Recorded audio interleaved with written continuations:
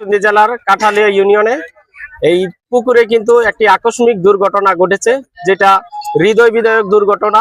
প্রায় সময় এই পুকুরে এইরকম দুর্ঘটনা ঘটছে এবং স্থানীয়রা তাদের ভাষ্যমতে এই পুকুরটা গভীরতা থাকার কারণে এখানে ছোট বাচ্চারা যখন গোসল করতে আসে অদ্ভুত কোনো একটি আকস্মিক পদ্ধতিতে কিন্তু এই বাচ্চারা মাঝখানে চলে যায় এবং মারা যায়। এই ঘটনার সাথে মেঘলা নামের ছোট মেয়ে, যার বয়স সবে মাত্র 12 বছর, আজ সকাল 12 ঘটিকার সময় এই পুকুরটা দেখাও, এই পুকুরে ডুবে যায় এবং এখানকার স্থানীয় যারা তাদের সহযোগিতা এবং ফায়ার সার্ভিসের মাধ্যমেই কিন্তু এই ছোট বাচ্চা মেয়েটিকে খোঁজ করার জন্য ডুবুরি পর্যন্ত চলে এসেছে এবং তারা স্থানীয় জেলেরা জাল সরবরাহ করে এখানে তারা এই জালের মাধ্যমে ছোট বাচ্চাটিকে চেষ্টা করা শেষ উপায়ে তারা বাচ্চাটিকে জালের মধ্যে পেয়ে যায় এবং সেখানে মৃত অবস্থায় পাওয়ার পর তাকে বাড়িতে হস্তান্তর করা হয়েছে।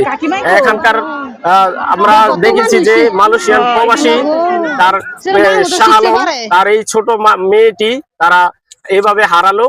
আমরা চাই না যে এইরকম ভাবে আর কোনো পরিবার যেন তার সন্তানকে না হারায়।